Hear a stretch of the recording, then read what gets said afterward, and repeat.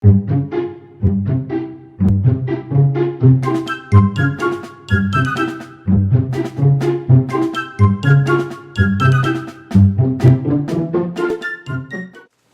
10. The Man at the Spring. A commotion in the bushes informed Dan and Chips that the man who had thrown the stone was now retreating. "You see," Chips cried excitedly, joining his friend at the pool's edge. "I told you the truth, didn't I?" "You sure did," Dan muttered, scrambling to his feet. "If I hadn't ducked, that stone would have clipped me on the back of the head. Come on, let's nail him." Angry to think that the intruder had dared to risk injuring them by deliberately hurling a stone, the cubs started after him. Already the man was far away, moving with cat-like thread through the dense growth of vines and underbush. Apparently familiar with the terrain, he slipped between the trees like a shadow. "No use trying to follow," Dan decided after they had gone only a few yards. "We've already missed our chance to see who he was. And if we trail him a long distance from camp, we might try some of his tricks," Chips added in an undertone. "Dan, that man's face scared me. He looked downright ugly." "He did," Dan agreed. "I only caught a glimpse of his face, but that was enough." "Ever see him before?" "No," Dan replied slowly. "For just a minute I thought—" The boy was on the verge of saying that the man had a resemblance to Frisk, the associate of Paper Bag Eddie. However, his identification had been almost uncertain. "You thought what, Dan?" "Oh, nothing. I didn't really see the man's face plainly. Wonder why he'd try to harm us." "Let's report it to Mr. Hatfield." To this suggestion, Dan promptly agreed. Picking their way back to the pool, the boys made short work of filling the water pail and gathering clay. Back in camp once more, they took Mr. Holloway and the cub leader aside to relate what had happened. "The man actually hurled a stone?" Mr. Hatfield questioned, his face sober. "He certainly did," Dan confirmed. "It missed my head by inches." Very much disturbed, Mr. Hatfield and Midge's father warned the two boys to make no mention of the incident to the other cubs. "I'll take Mr. Sewell and explore the island," the cub leader decided. "Mr. Holloway will remain in camp with the boys, without letting them know that anything is amiss. Keep them there." "It soon will be supper time," Mr. Holloway agreed. "I'll find enough work to occupy their time." Mr. Hatfield and Mr. Sewell set off at once to search for the stranger who had accosted the boys at the spring. Meanwhile, Chips and Dan helped with supper preparations, trying not to reveal their inner excitement to the other cubs. As time wore on, and neither the cub leader nor Mr. Sewell returned, it became increasingly difficult to contain their secret. The boys were nearly through supper when the two finally appeared in camp. Slipping almost unnoticed into the group around the fire, they dished up their own supper. "Learn anything?" Dan asked the cub leader in a whisper. "Tell you later," Mr. Hatfield warned the boys to say no more at that moment. In silence, with no show of unease, the cub leader ate his supper. While the other boys were clearing away the dishes, he took Dan, Brad, and Chips aside to relate what he and Mr. Sewell had noted in their exploration. "Did you find that fellow we saw by the spring?" Chips questioned before Mr. Hatfield could speak. "No, Chips. We tramped up the island from one end to the other. Not a sign of him." "No sign," Dan echoed. "My statement wasn't quite accurate," Mr. Hatfield corrected. "We found signs in a way of footprints, a well-beaten trail, and broken bushes, but we failed to catch up with the man himself." "Where did the trail lead?" inquired Chips. "We picked it up by the spring and followed it the entire length of the island through the woodlands and marsh. It merged not far from the old hotel." "Maybe the fellow hid in there," Dan suggested. That's what Mr. Sewell thought. "We looked the place over, but couldn't get in. All the doors were locked and the blinds drawn. If Mr. Jabowski looks after the place for Mr. Mannheim, he doesn't hurt himself working at the job." Having told the boys everything he and Mr. Sewell had learned, the cub leader again warned them to say nothing of the affair to the other boys. "Frankly, I can't figure out why anyone will hurl a stone out of provocation," he said. "I'm afraid someone may be annoyed because the cubs have camped here." "But We have a perfect right to do it, Dan protested. Of course, Mr. Mannheim granted permission, but things may be going on here of which he has no knowledge. For instance, interposed Brad, I can't say because I don't know. It's just a feeling I have. Mr. Sewell and I will take turns guarding the camp tonight. Then you think the cubs may be in danger here? Brad asked, startled. No, Brad. If I thought so, we'd break camp and pull out tonight. We'll set up a watch as a precaution. First thing in the morning, I'll go to the mainland to have a talk with Mr. Mannheim. After the camp work was out of the way, the Den dads built a huge fire on the beach. Mr. Sewell then gave the boys a brief talk on cubbing in other countries of the world, telling them that the organization extended to 50 lands. And are the ideals and aims the same everywhere? Brad questioned, tossing another stick into the wood into the flames. Particularly so.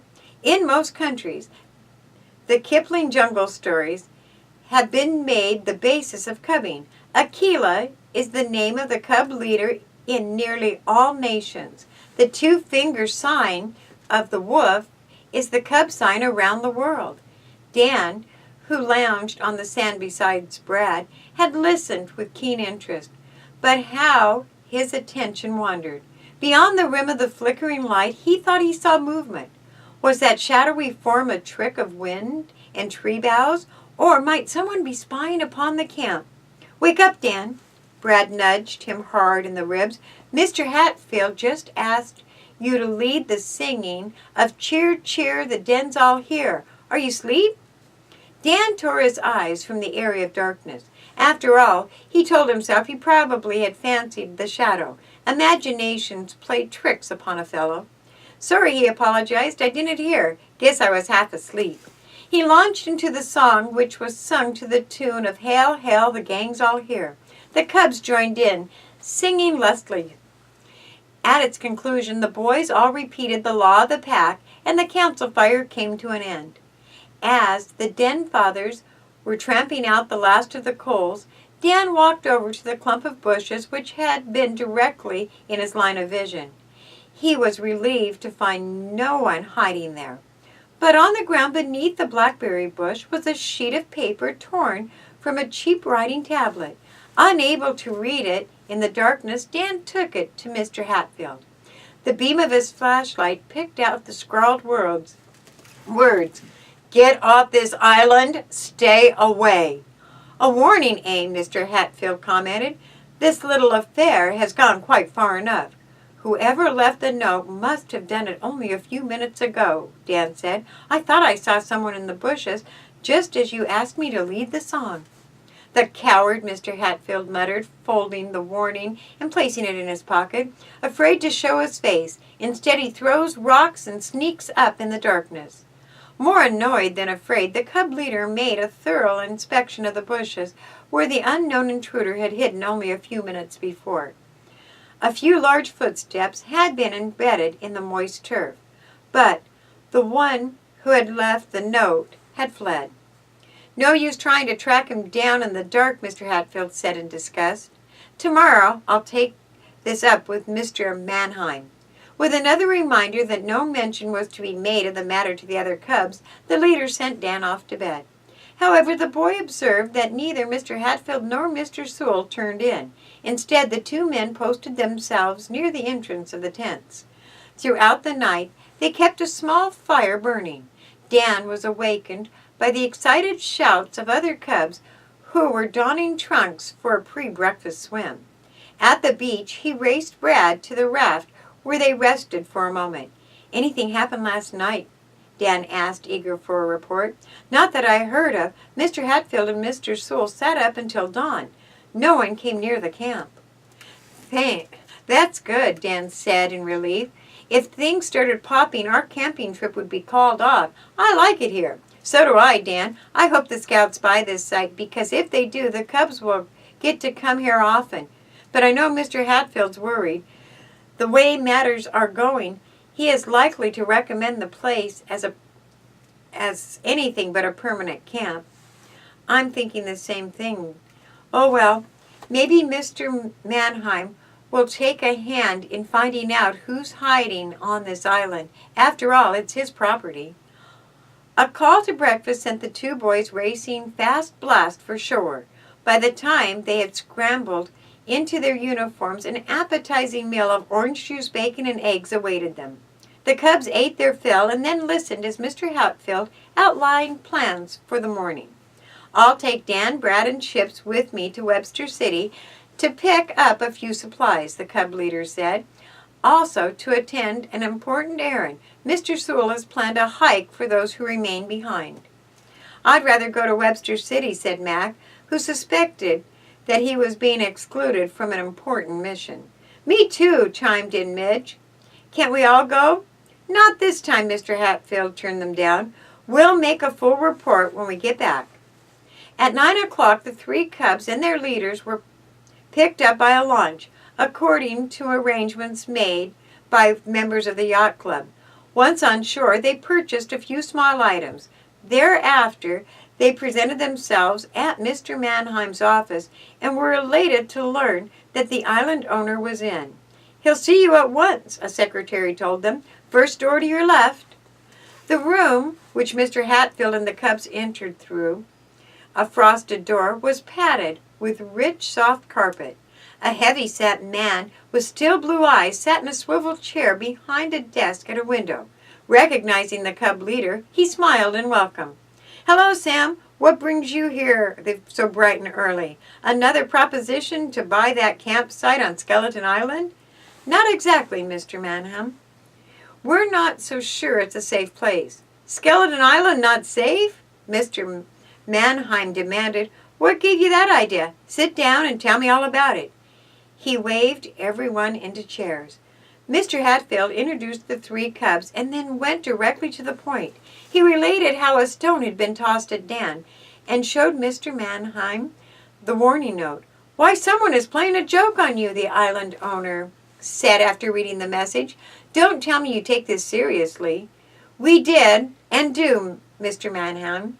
I see nothing to cause alarm. Probably some boys from a rival troop are having a little fun at your expense." "The stone was hurled by a man," Dan interposed. "I saw his face quite plainly." "It's possible that tramps have taken up quarters in the underbrush," Mr. Mannheim said reluctantly. "Jaborowski orders are to keep hoodlums away from the island. I'll jack him up a bit if he's been remiss in his duties." "Jaborowski is your caretaker at Skeleton Island?" Mr. Hatfield inquired. "Yes, he lives there with his nephew." "We saw neither of them. In fact, the old hotel building seemed to be locked up." "Jaborowski has orders not to leave the island without notifying me," Mr. Mannheim said, frowning. "He must be there." To Mr. Hatfield and the cubs, it became obvious that the information they had brought was displeasing to the island owner. Apparently, to end the interview, he arose and said, "Now don't worry about a thing. I'll get in touch with Jaborowski and have him ascertain that the island is free from trespassers." "Thank you, Mr. Mannheim. We wouldn't have troubled you, only—" "No trouble at all," Mr. Mannheim interrupted the cub leader. "I always like to help out cubs or scouts. Fact is, I've been thinking for several weeks I'd like to give 'em a bang-up time, a regular jamboree." "Jamboree?" Mr. Hatfield repeated, rather mystified. The island owner ignored the cub leader, turning to Brad, Dan, and Chips. "How would you boys like a beach barbecue? A really big affair." "Swell," Chips agreed. "We'll invite all the cubs in Webster City. Make it a bang-up affair. Tonight, shall we say?" "You're moving a bit fast for me," said Mr. Hatfield. "How can you plan such an affair on short notice?" "Leave that to me," said Mr. Mannheim, pressing the desk buzzer. "We'll call in a caterer, a friend of mine who will take care of every detail.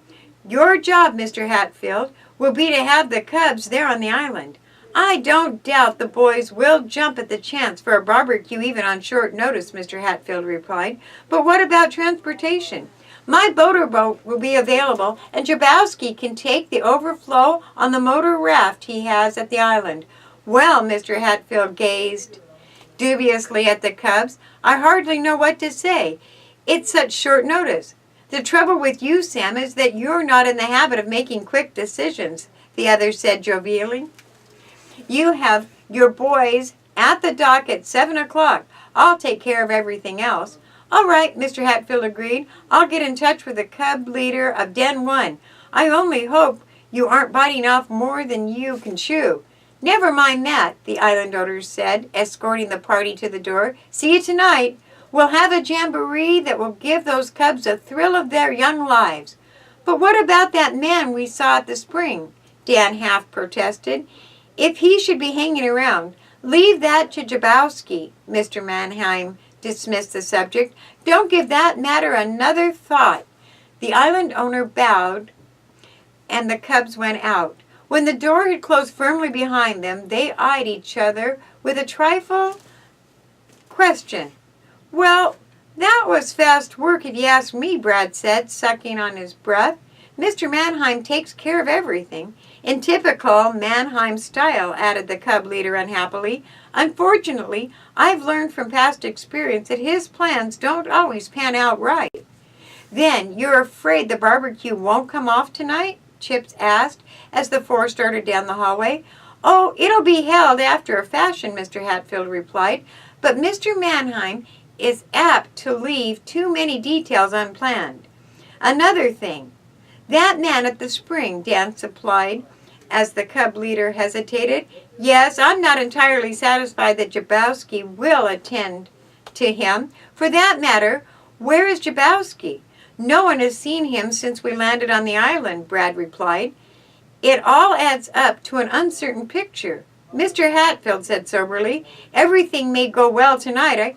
I hope so, but between you and me and the gatepost, I'm worried if Mr. Mannheim's barbecue may not be a big mistake. Do, do, do, do.